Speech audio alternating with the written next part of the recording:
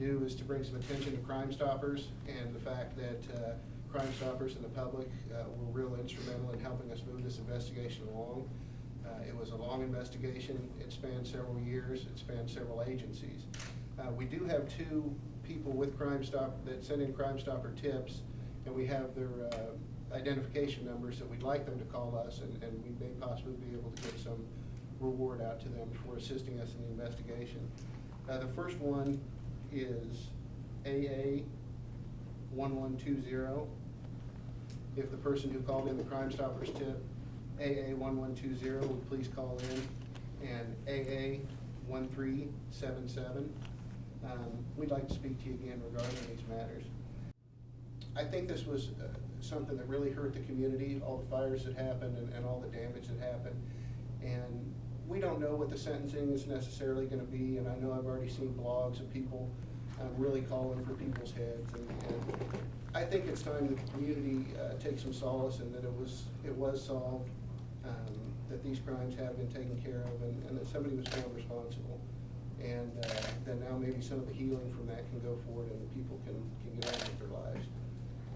I've spoke personally with the heads of a couple of the churches, and I know Janine's worked tirelessly with the cemetery to make sure that those people have been kept aware of what's going on. So earlier in this case about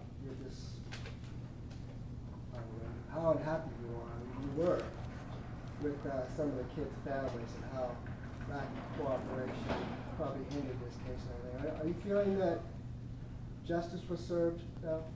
I believe so. I am a strong believer that how things turn out is how they exactly were supposed to. And I stress and have always stressed about accountability. And so I believe that everybody that we got identified was dealt with appropriately through the judicial system. And we're hoping to not see those kids' names again. And so far I haven't seen it. And so I'm thinking that it's actually what has happened has really played a part in the choices that they're making today. So I think it's important that we realize too, when we're dealing with juveniles and we're dealing with the juvenile court system in a lot of this, that's a whole different animal. And the court system's set up on the juvenile side to protect